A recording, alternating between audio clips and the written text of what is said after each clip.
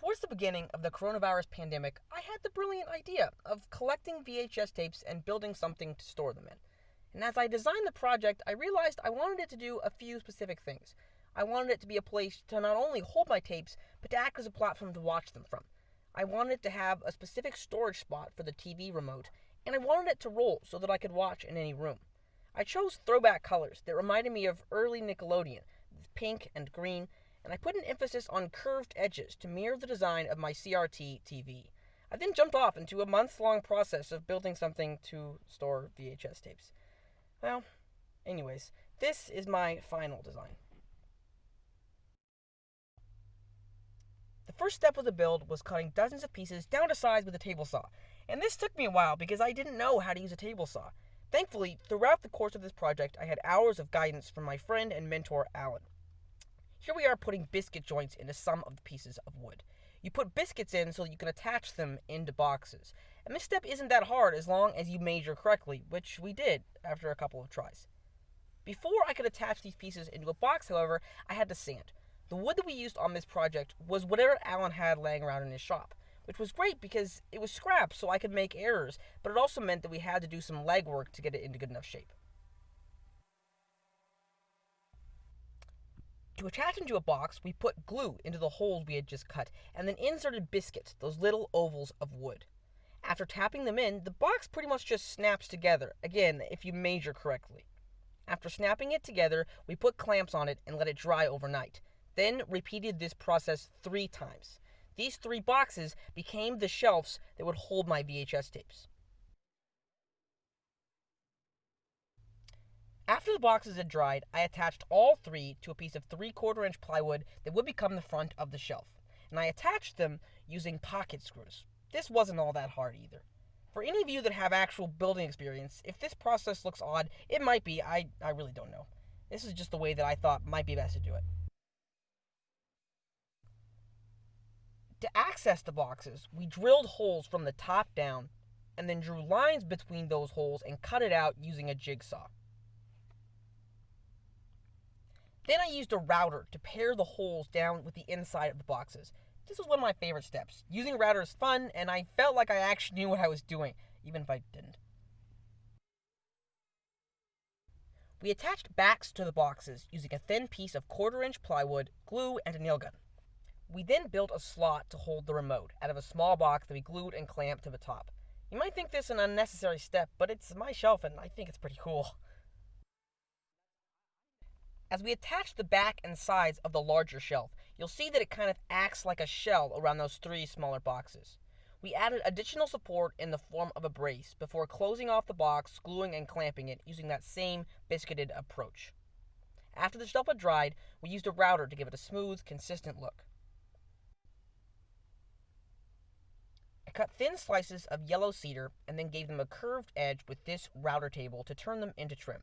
I took these pieces and cut them down to size using a chop saw, and then attached them to my shelf with a nail gun. The process of attaching trim to the top, the bottom, and around the boxes on my shelf took Alan and I forever, probably 8 hours at least. Because trim is something that you have to get right. Every error is available to the naked eye, and there wasn't really a way for Alan and I to rush the process.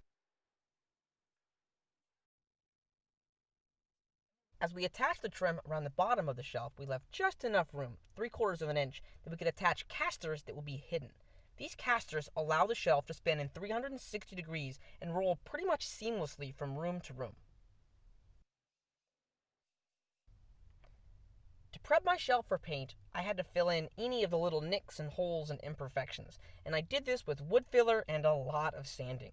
I started with low grit sandpaper and went up to high grit to give it a really smooth finish. Sanding is not that fun and it takes a lot of time.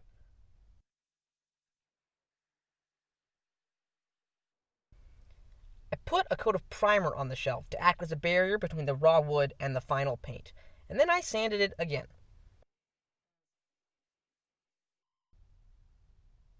I put 3 coats of green paint on top of the primer, sanding with high grit sandpaper in between each of the coats.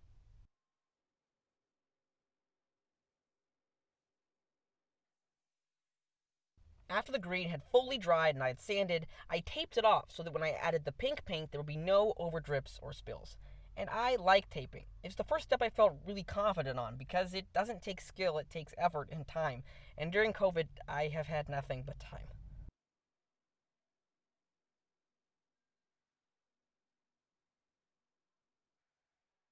I added 3 coats of pink paint to the top, inside the remote slot, inside the shelves, and the bottom, sanding in between each of the coats like I had done with the green. This particular shade of pink is called Childlike, and I found that fitting with the nature of this project.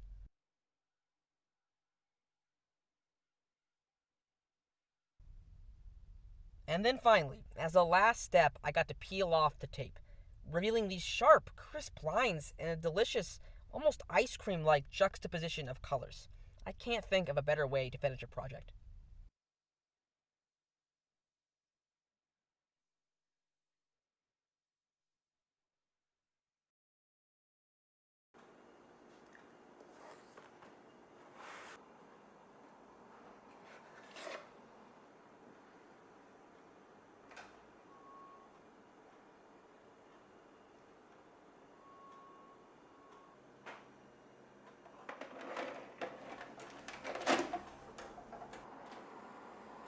Somebody once told me the world is gonna roll me. I ain't the sharpest tool in the shed.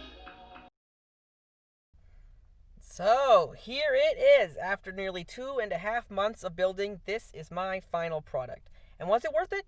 I don't know, but now I have this shelf holding some of the finest cinematic masterpieces ever released to VHS and my childhood CRT TV. On the first row of the top shelf, we have two of my favorite directors, Wes Anderson and Hayao Miyazaki. And though they're not really all that alike, I think that in a way both champion the best lasting elements of childhood, which was pretty much the point of this project. Miyazaki's works in particular look fantastic on VHS. To complete my Miyazaki collection, I had to delve into the world of VHS demo tapes, tapes that were released to video stores but never to the public. These films came out in the 80s and the 90s, but weren't released by Disney until 2005, and then only officially on DVD. Behind these tapes, or top shelf second row, we have some of my favorite movies and Ice Age. Ice Age is not that good, but I loved watching it with my sister and grandparents on VHS, so I had to have it.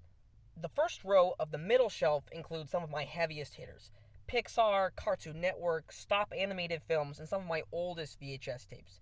The Man Who Planted Trees, the tape on the far right, is one of my favorites. It's a 30-minute Canadian short that everyone should watch. My Finding Nemo tape is an interesting piece of cinematic history. It's an award screener, a tape that was sent out to Academy Awards voters so they could make their selections. The second row of the middle shelf includes the tapes I had before I started collecting. And while some of these aren't the most watchable, if you don't like VeggieTales, that says something about you.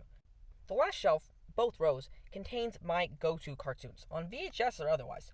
SpongeBob, South Park, and The Simpsons are the reason I built this shelf. They look great on VHS. These tapes contain a goldmine of nostalgic advertisements and this awesome cover art that looks great on the shelf. It just kind of pops. And for those of you wondering about the car, it's my VHS tape rewinder. The rewinders are one of the first things to break on the machines that are built into the TVs, and this is just fun to own. I mean, come on, the headlights light up when you use it. So there it is, my VHS shelf. And this is my Avatar The Last Airbender jacket. Avatar is probably my favorite cartoon ever, but it came out in 2005, right as VHS died as a format, so I can't watch it on here, I have to stream it. But that brings me to the point that I could stream almost any of the tapes here, so why did I take the time to buy them and to build this? Well, A, because I like VHS tapes. I like their tactile nature, and I like how they look on the screen, even though it's not perfect. I like that I can enjoy these tapes the same way I did in my childhood, on my childhood CRT TV. B, I love VHS cover art, and I particularly like how these tapes look on this shelf. I sit over there and work, and if I'm feeling uninspired, if I glance over, it makes me happy. And C, I loved learning the new skill of woodworking. This is the first thing I've ever built out of wood, and I really enjoyed being able to take it from my brain to paper to actually executing on it and building this. All in all, this project was super fun, and now I get to actually use it, which I'm hoping is the best part. If you want to see me build more crazy things like this, you can subscribe to this channel. This is hopefully the first of many videos. If you want to learn more about what Project Lunth is, you can join my email group, Seth@projectlunth.com. Or you can connect with me on Instagram or on LinkedIn or even on Reddit if you want to. Either way, I hope you enjoyed.